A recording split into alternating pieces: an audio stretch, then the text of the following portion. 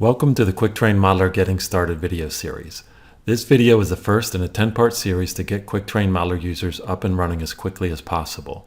This first chapter will give a QuickTerrain Modeler overview, define the terminology we will use in the Getting Started tutorials, and get users oriented with the QuickTerrain Modeler screen layout. This video assumes that you have QuickTerrain Modeler installed and running already, but if you need a temporary license, please visit appliedimagery.com and click the free trial button to get a temporary license.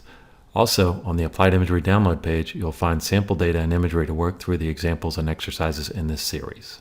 Let's get started by opening QuickTerrain Modeler. You probably have a QuickTerrain Modeler icon on your desktop, so just double-click it, and the initial QuickTerrain Modeler screen should open. QuickTerrain Modeler's window consists of 6 sections: Menus, the button bar, also called the toolbar, the layer tree or table of contents, the mini-map, the status bar, and 3D space or model space. This makes much more sense when models and data are loaded. In this example, a point cloud, a surface model, overlaid imagery, vectors, markers, bookmarks, and a movie are loaded and visible in the layer tree. Model space is where we will visualize and manipulate the model. The layer tree shows everything that is loaded in the scene. The mini-map will always stay zoomed out, north up, with the white polygon showing what's visible in model space, and the status bar shows us the position of the cursor at any given moment. Now it's time for some basic terminology we will use in all of our QuickTerrain Modeler tutorials. It's probably best to use the layer tree to help show us how QuickTerrain Modeler will differentiate between different kinds of data. The most important division is whether your data is 3D or 2D. Models are 3D. They come in 2 types. Point clouds are a collection of points in 3-dimensional space. LiDAR is always collected as a point cloud, then sometimes converted to our second kind of 3D model, the surface model. These are different from point clouds because they are 3D models represented by a continuous surface.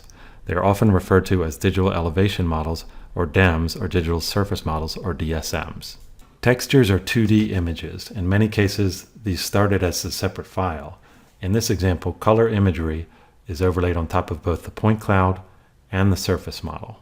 Vectors are lines and polygons that are separate from either the 3D models or the 2D textures. Markers symbolize locations or objects in 3-dimensional space. The appearance of markers can be customized, but they always represent a single 3D point location.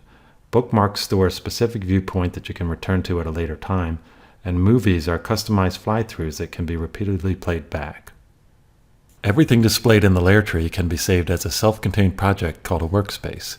These buttons are at the top of the layer tree. That concludes part 1 of the QuickTerrain Modeler Getting Started series. At this point, you should be comfortable with the QuickTerrain Modeler screen layout and terminology. Our next step will be to load some data and perform basic navigation. Please view the rest of the series on our website and contact us if you need any help.